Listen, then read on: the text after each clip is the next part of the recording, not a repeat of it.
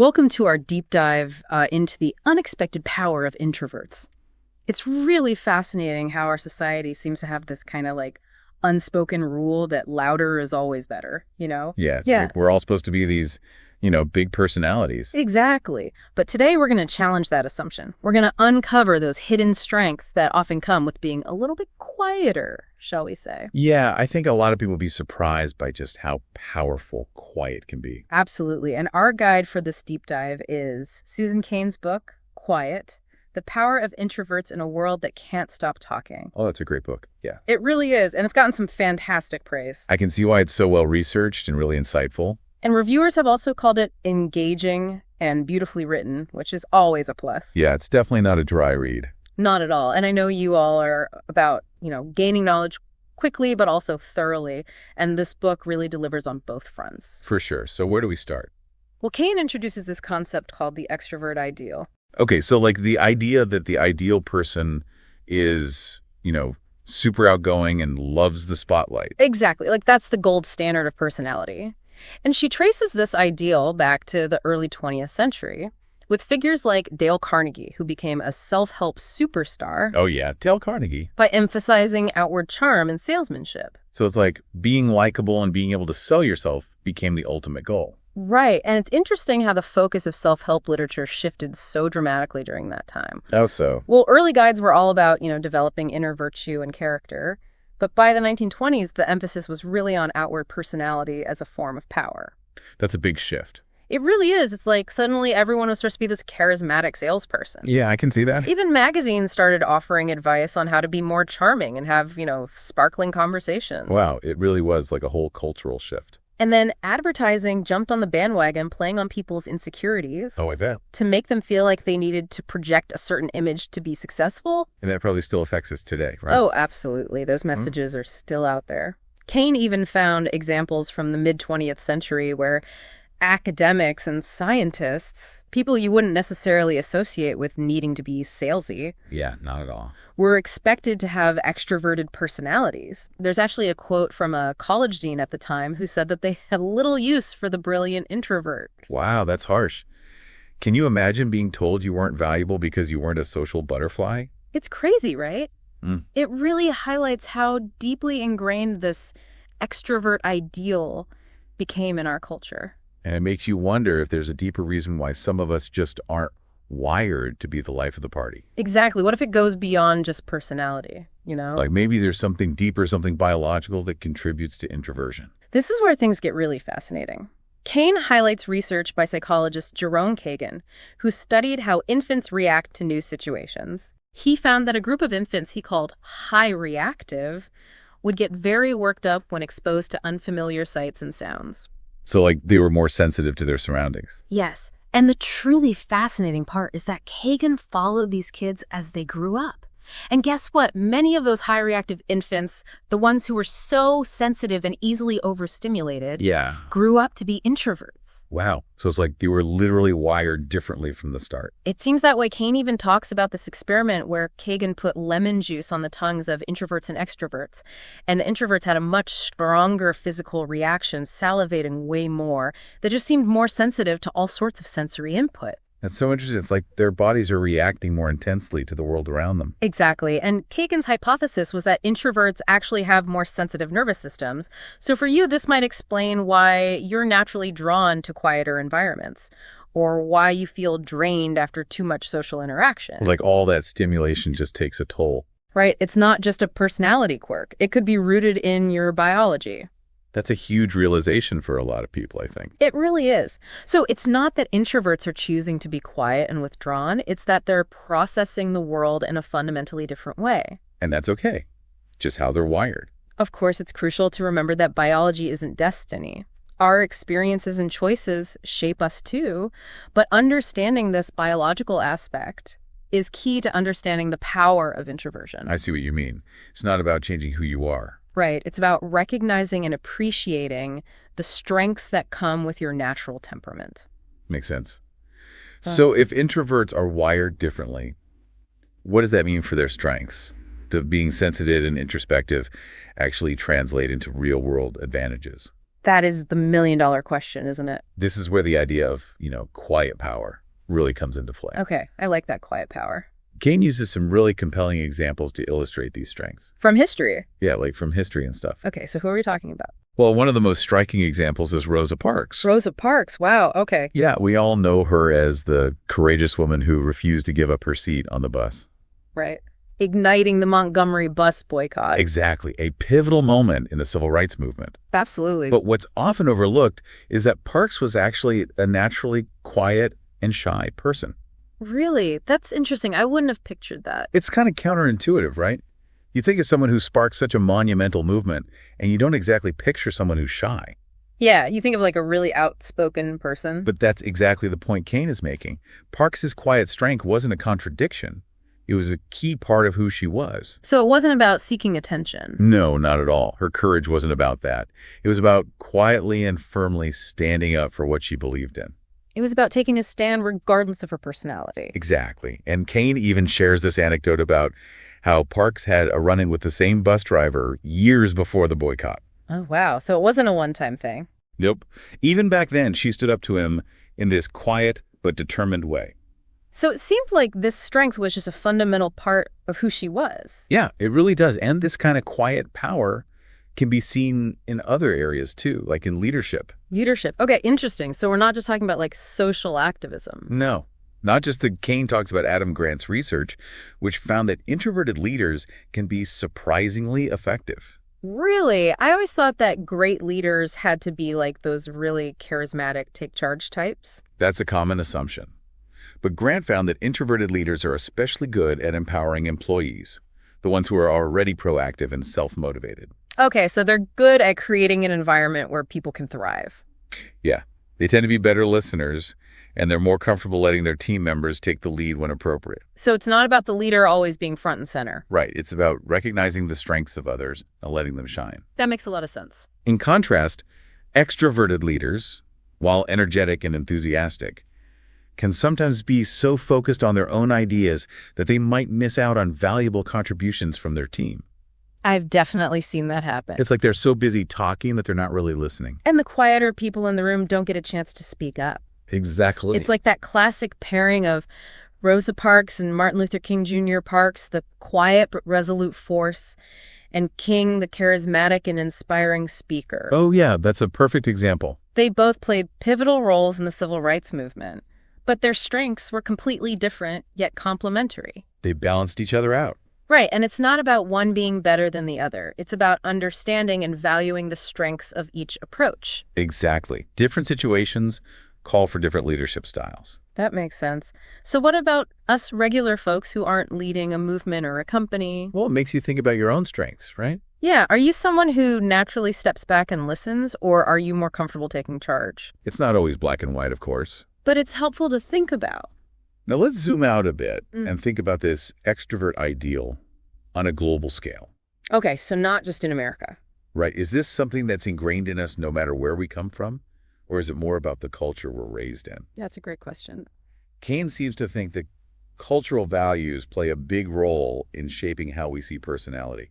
Okay, I can see that. She looks at Asian American students in Cupertino, California, a community with a large Asian population. Oh, interesting. And their experiences with introversion offer a really interesting contrast to the dominant Western narrative. In what way? Well, these students, many of whom come from cultures that value quiet and restraint, they actually felt more comfortable expressing their introversion in Cupertino than in other parts of the U.S. That makes sense given the cultural background. It's almost as if the environment itself was more accepting of those quieter qualities. But it wasn't seen as a negative thing. Exactly. And researchers have actually found that there's less emphasis on the extrovert ideal in these communities. So it's not just anecdotal? Nope. Students are more likely to be admired for their academic achievements and their work ethic than for their, outgoing personalities. So being smart is cool, even if you're not the life of the party. Yeah, and that's refreshing compared to what we often see in mainstream American culture. It really is. And this difference in values goes beyond just Cupertino.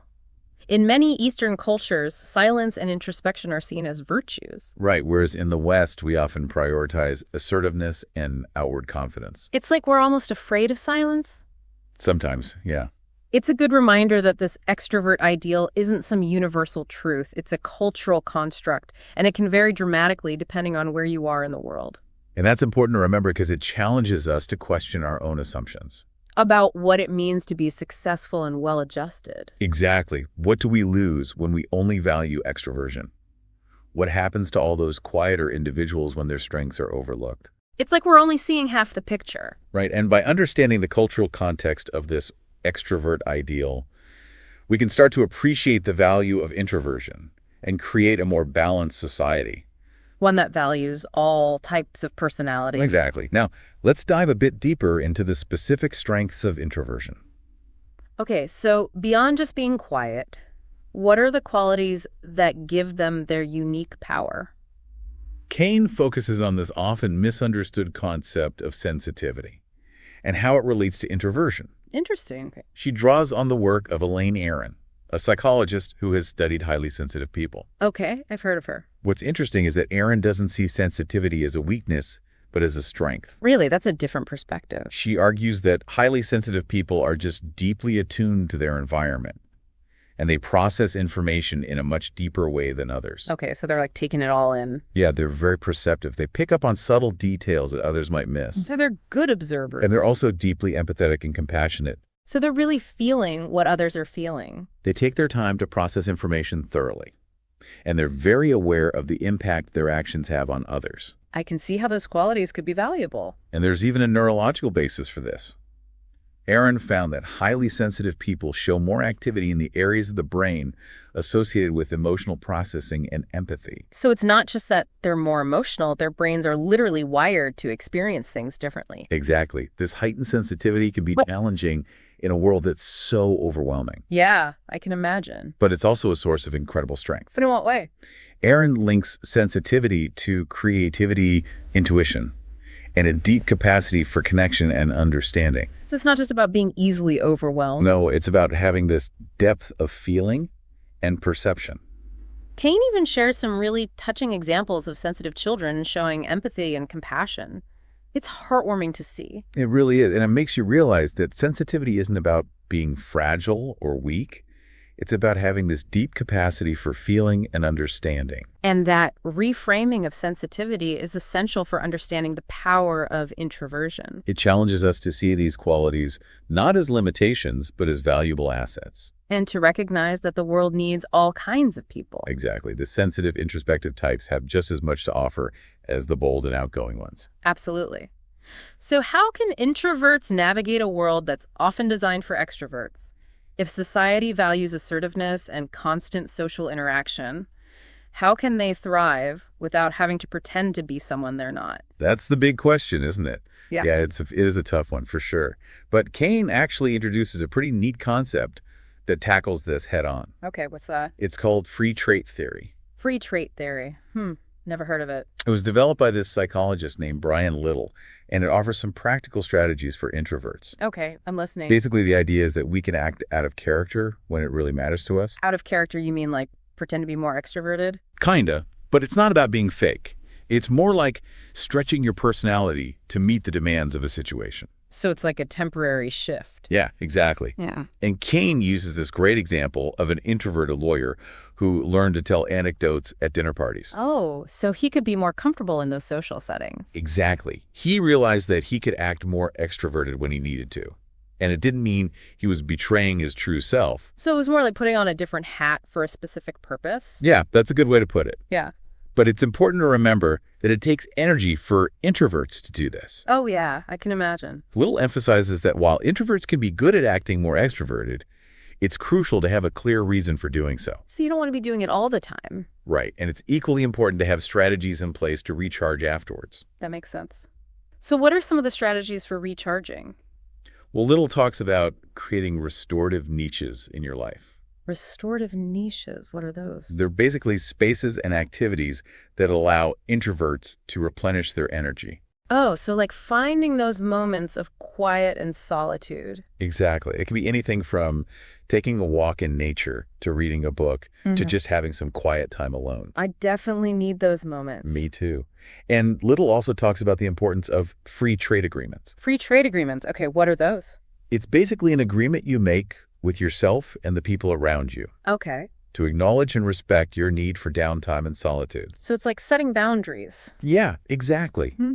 For example, if you know you need quiet time after work, you might create a free trade agreement with your family to honor that need. So it's about clear communication and making sure everyone's on the same page. Exactly. It's about respecting your own needs and making sure others understand them too. I love that idea, and it seems like free trade theory is a really valuable framework for introverts navigating this world. It's about finding that balance between staying true to yourself and being adaptable when you need to be. And remembering to recharge those batteries. Yes. Absolutely. Now, this whole conversation about introversion, it really challenges our ideas about leadership, doesn't it? Oh, for sure. We tend to think of leaders as those charismatic, outgoing types. Yeah, the ones who command attention. But Cain argues that introverted leadership can be just as effective. I'm curious to hear more about that. Well, remember that study Cain mentions about the subarctic survival situation? Oh, yeah, where business school students had to imagine they were stranded. Exactly. They had to rank items in order of importance for survival. And the results were surprising, right? Totally. The students who scored highest weren't the ones who dominated the conversation. They were the ones who listened carefully, considered different perspectives, and weren't afraid to challenge the group's assumptions. So their quiet, reflective nature actually helped them make better decisions.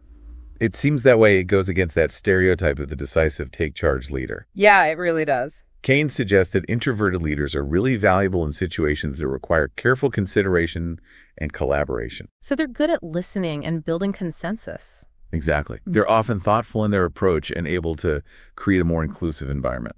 It makes you wonder how many great ideas have been missed because the quieter voices in the room weren't heard. I know, right?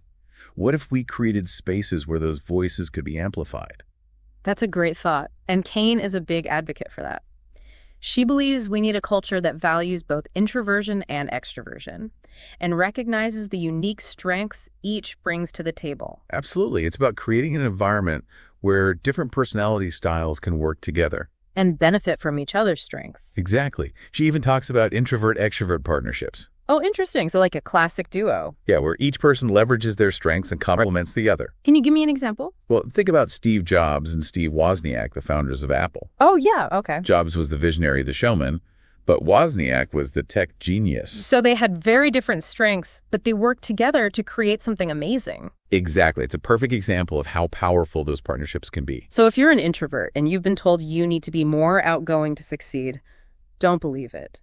Your quiet strengths might be your biggest assets. And if you're an extrovert, remember to create space for those introverts. Listen to their ideas. Value their contributions because their quiet power can make a real difference. That's a great message. So as we wrap up our deep dive into quiet, what's the biggest takeaway? I think it's a celebration of individuality. It's about embracing who we are and recognizing that our differences are what make us strong. And that there's no one right way to be. We all have something unique to offer, whether we're introverts, extroverts, or somewhere in between. It's about seeing our temperament as a gift, not a liability. I love that. So embrace your quiet power, challenge those outdated ideas about personality, and help create a world where everyone can shine. Couldn't have said it better myself. Well, that's it for our deep dive into the unexpected power of introverts. We hope you found it insightful and maybe even a little bit inspiring. If you want to explore this topic further, we highly recommend checking out Susan Cain's book, Quiet, The Power of Introverts in a World That Can't Stop Talking. You won't be disappointed. Until next time, keep diving deep.